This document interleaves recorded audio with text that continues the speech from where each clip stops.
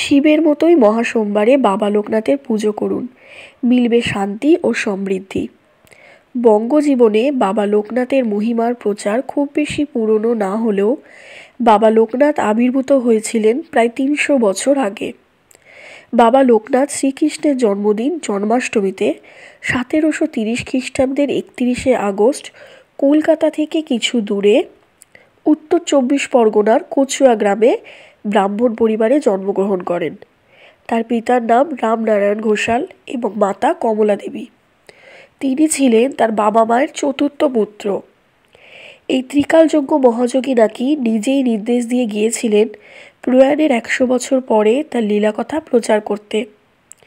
মোটামুটি ৮এর দশকের শেষ দিক থেকে লোকনাথ পুজো পালনের জনপ্রিয়তা বাড়ে। মান্যতা অনুসারে তিনি শিবের অংশ, তাই শিবের মতোই মহা সোমবারে বাবা লোকনাথের পুজো জীবনের শান্তি ও সমৃদ্ধিতে ভরিয়ে তোলে। ছোটবেলাতেই তিনি ভগবান গাঙ্গুলির শিষ্যত্ব গ্রহণ করেন। উপনয়ন শেষে লোকনাথ বেণীমাধব ও ভগবান গাঙ্গুলি পদযাত্রা শুরু করেন। বিভিন্ন গ্রাম, শহর, নদ নদী, জঙ্গল অতিক্রম করে প্রথমে কালীঘাটে এসে যোগ সাধনা শুরু করেন। এই রূপে গুরুর আদেশে বিভিন্ন স্থানে যোগ সাধনা ও ব্রত করে শেষ পর্যন্ত লোকনাথ ব্রহ্মজ্ঞান লাভ করেন। তারপর শুরু হয় দেশভ্রমণ। প্রথমে হিমালয় থেকে কাবুল দেশে আসেন।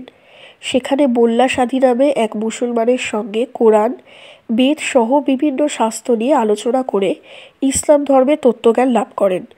পরবর্তীকালে তিনি বাংলায় ফিরে আসেন। আশ্রম স্থাপন করা হয়। লোকনাথ ব্রহ্মচারীর আশ্রমের কথা শুনে দেশ দেশান্তর হতে বহু ভক্ত এসে ভিড় জমাতে থাকেন।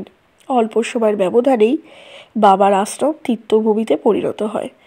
ধন্যবাদ।